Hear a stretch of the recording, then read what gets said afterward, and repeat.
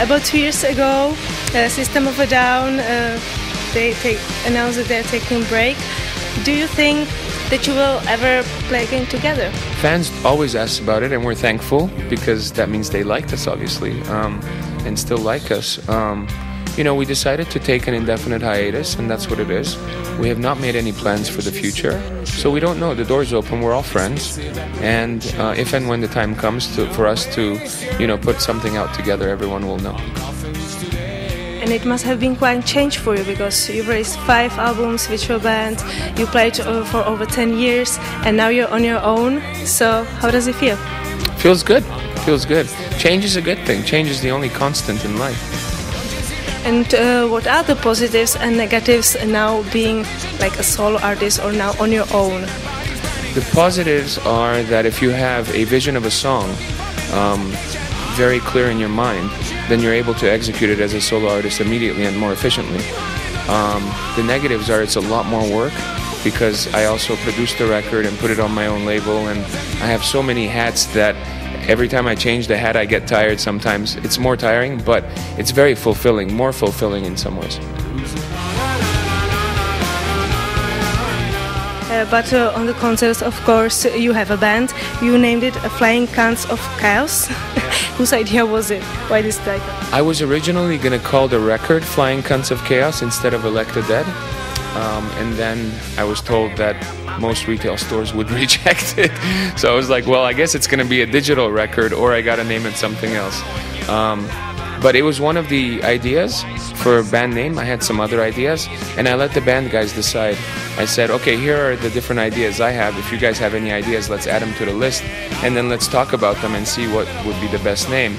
And everyone gravitated toward the Cunts. And can you reveal some other ideas that were there on the list? I think there was one called The Infidels, Serj Tankian and the Infidels, Serj Tankian and the Insurgents. There was Serj Tankian and the Good Guys, which it was one of my favorite. The Good Guys, no one ever says that, And how did you actually get to music? Because I've heard that you started working in some software company, or that you created your own software company. So how did you start with the music? What was the first impulse? I started playing music when I was 19. I was in university, and I started playing music, keyboards first, and I fell in love with it. I had a big hunger for it that I didn't know, so I started playing music infectiously, like obsessively, and then I started playing guitar and singing, and I just started creating songs. I started later in life. I've never had any classical training. I've never really, learned how to sing or learned how to... You are also quite known for not being afraid saying out loud to your opinions on politics, environment. Sometimes it is popular to say these things, but sometimes it's really unpopular.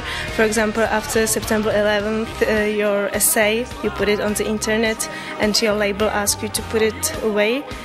Do you ever get some hate letters, or do you ever get some really negative response from people? Yeah, we've gotten death threats, hate letters, you name it.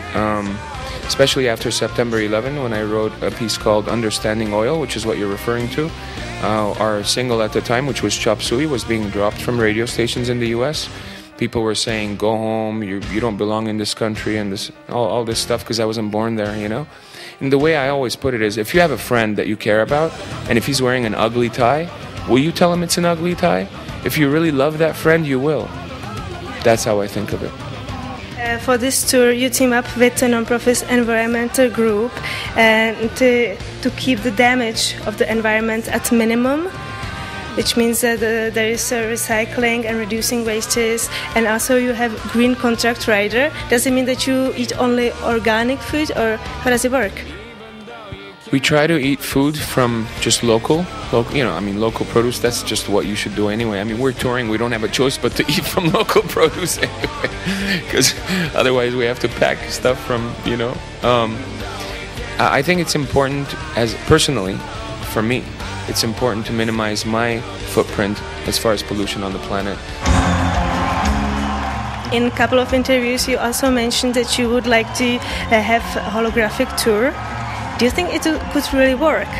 How do you imagine it? The way it would work was, the way that I envision it would be, you'd be in a studio and you'd have these giant TV screens where you're looking at the audience that you're playing for. You have ISDN lines, audio lines going out directly to the audience without delay, so whatever you play is what they hear. And you would be able to project your kind of multi-dimensional holographic image onto the stage with the instruments. And since you see them and they see you, hopefully without delay, you will be able to directly interact with a particular audience and play for them as you would in front of them. The difference would be that there would be no traveling, so the pollution of traveling is gone, the cost of traveling is gone. There would be no hotels and local traveling and local catering, and all of these things would be eliminated, cutting down pollution and cost by a very, huge margin. Imagine you being in Praha right now, with this mic sitting here right now, fully dimensional, laughing the way that you are. I could see your facial features, I could see your body gestures, and me doing this interview here, without you ever coming here. I am really excited about coming back to the Czech Republic, and